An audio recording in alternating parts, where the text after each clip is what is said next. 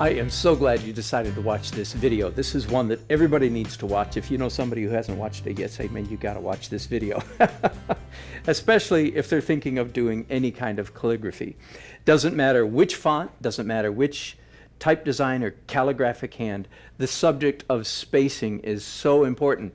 And by spacing, I mean the space between strokes, the space between letters, the space between words, and even the space between lines of type.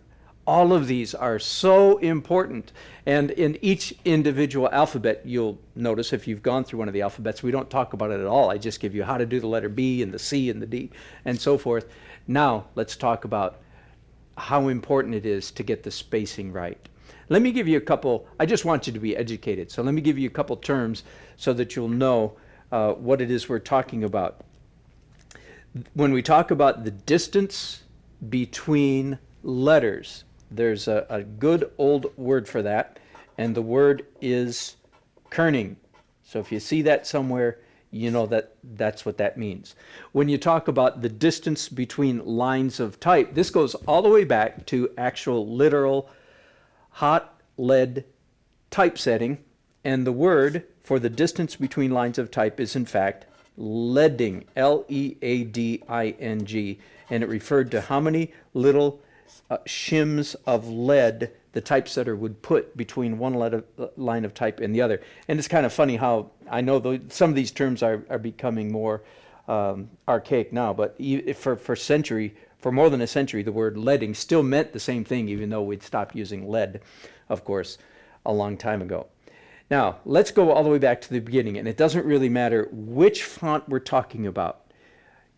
You have to get the space between the letters right, and I know you all know this, but let's just have a chuckle for a second.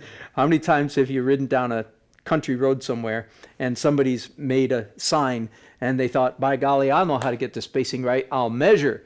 And so they put, like 1.5 inches between every letter. And it's pretty hilarious looking because it doesn't look right at all. There is no mathematical formula. First of all, understand that. Okay, it's not like one pen width or something. No, nothing like that works, because various letters some letters are more airy, open than other letters, and other letters obviously are more dense. If we're talking about a basic typeface, not black letter or Old English, Chancery, certainly Uncial, even in Times Roman. What's the most dense letter? Here's a quiz. Dun, dun, dun, dun, dun, dun. The most dense letter? The most dense letter, that's right, is the letter I. Why? Because, gang, you can't get any more denser than that. It's complete 100% black from one side of the letter to the other. That's kind of a trick question. But let me get untricky just for a minute. What are some of the more dense letters that are not just one shaft? And that would be the letters W and M. You can tell just by looking at these. To a less degree, N, S. These are all, and by the word dense, I mean dark. There's a lot of ink inside the boundary of that letter. Does that make sense? Now let's talk about what are some of the less dense letters. Well, here's one of the least dense letters. Why? Because that letter T goes all the way from here to here, right? Inside that square, and inside that there's a very tiny little bit of black mark. Does that make sense? As opposed to the Y, as opposed to the I that goes from here to here, and in between those, it's 100% black mark. So you'll see that you can't get your spacing right just by measuring. It's an eyeball kind of thing. You want eventually to have your letters, and this is true of every font. If this is your word, some word that you're writing takes up this space, so there's a number of letters in there. You want your word to be equally gray. Can I use that term?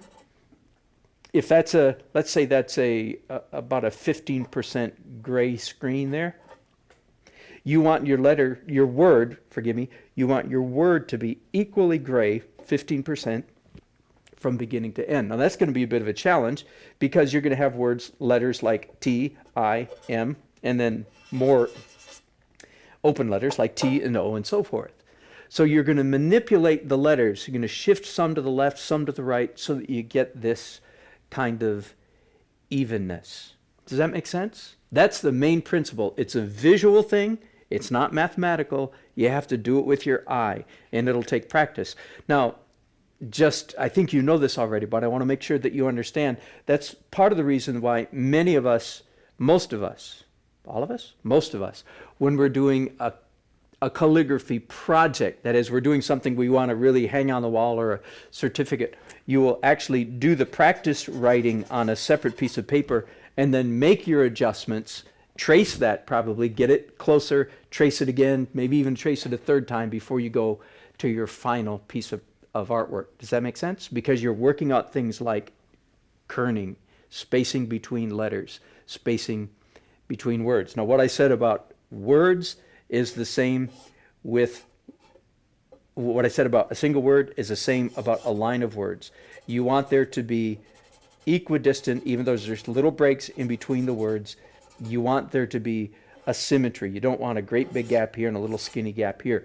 And some alphabets, we may have talked about this in the specifics, some alphabets are characteristically, the gaps between the words are smaller. Unseal, for instance. There's less of space between those letters than there is perhaps in a chancery. Now, speaking of chancery, let me go to a very specific example, and I'm going to use a dip pen here and write out one word just to make sure you've got the idea. I'm going to write the word minimum. I did not make this up. I learned this from someone else. I'm not going to do a good job at it because I'm just going to do it really quick. There's the letter M. So I'm not in the zone. I'm not in that nice relax. I just want to knock this out really quickly. There's an M. There's an I. I'm going to put a dot there so we can recognize the I. There's an N. There's another I. Let me dot that. And here's an M. My pen is not behaving overly well. M-I-N-I-M-U.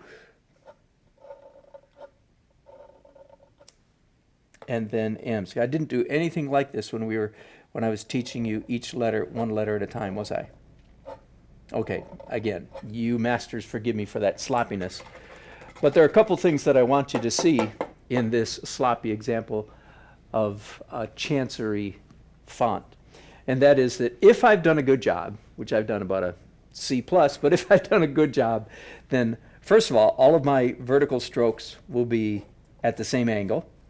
Most importantly, talking about spacing, most importantly, the space between each vertical heavy stroke will be very uniform. Does that make sense? Likewise, the light angles going at this angle are all at the same angle, and so on and so forth. So that is just one example of spacing. Let me go to, let's say, a black letter font. I'll just do a simple black letter. Here's a B. Here's a C. I'll go right through the alphabet. What we're going to want to make sure is that D is that our letters feel like they're making the same degree of grayness, like I talked here. Now the letter I is a much denser letter, so I might put just a little bit more space. Do you see how, if you were to measure how much space is between the C and the D versus between the D and the I, there's actually more space here. Why? Because the I, as I talked about earlier, is a more dense letter. And then if I went to an F, again, a fairly dense letter because it's very tall and thin. So again, more space there. And then if I went to an O, what's going to happen next? There's going to be less space, and I'm hoping you can see this. There's less space here than there is here. Why? Because an O is a more open letter.